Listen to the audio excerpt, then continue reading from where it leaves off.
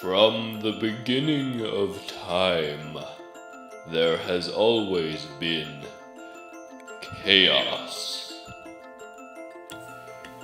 Chaos creating planets, planets creating atmospheres, atmospheres creating ozones, ozones creating safety, and safety creating dance.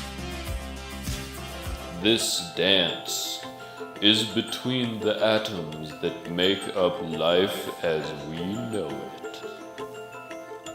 Tonight, we will travel through time and space, exploring the history of one man who lives on the seventh planet of our solar system, Earth, the blue planet. To do this, we have literally made our spaceship go backwards, away from Mars and back to Earth, where we were able to capture a short interview with Glenn Jobe.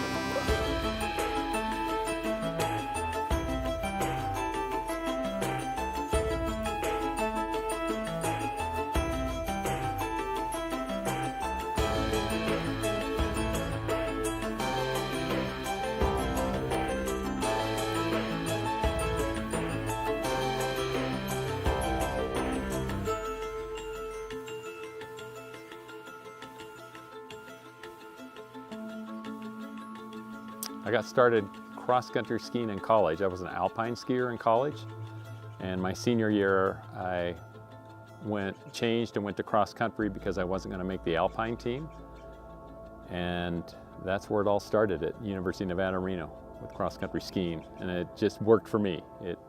The sport seemed to fit me and apparently my body style. When I was skiing, I had a teammate. His name was Lyle Nelson. He was four-time Olympian biathlete, and I think he's the one that inspired me and motivated me to pursue biathlon and do as well as I could back in the late 70s, early 80s.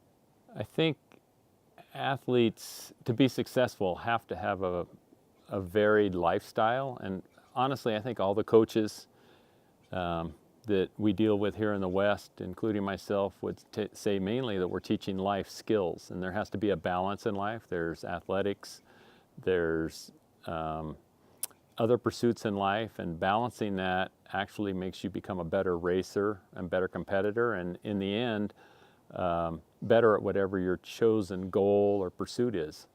When I started with Far West, I led my first junior national trip in 1977. We took 6 kids to Deadwood, South Dakota. And the reason I got involved is when I was skiing, we didn't really have coaches for biathlon team. We pretty much did it ourselves. We'd have some training camps, and I've always wanted to see if I could at least provide the same opportunity for some of our local kids that I had.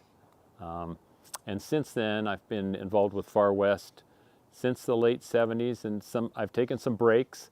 And then been real involved at other times, and through 2005, and then we started a biathlon program, and now I'm actively coaching full-time biathlon. In the early days of Far West, it was pretty low-key. We didn't really train on a weekly or monthly basis. We just had kids in high school programs that did well, and it was not really a tryout program. It was more if you wanted to go, we'd put the trip together and take you to junior nationals. Now it's evolved with all the great coaches we have and the great programs throughout Far West to a tryout system with probably more athletes than we can take on a trip, which has made it competitive and way more successful. For me, it's been really fun to see it go from a grassroots level to a very professional organization like it is today. I think for me, it's interesting, my lifestyle. I live in 2 different worlds. I grew up as a cowboy on a cattle ranch, and then I've spent the majority of my time since college coaching and competing in cross-country skiing and biathlon. And the animal that always grounds me and brings me back to who I really think I am is the horse. And I still ride a lot with local ranchers in Sierra Valley, and I still coach and compete in cross-country skiing here in the Truckee Tahoe area. So I think right now I have the best of both worlds, and the two worlds I enjoy the most.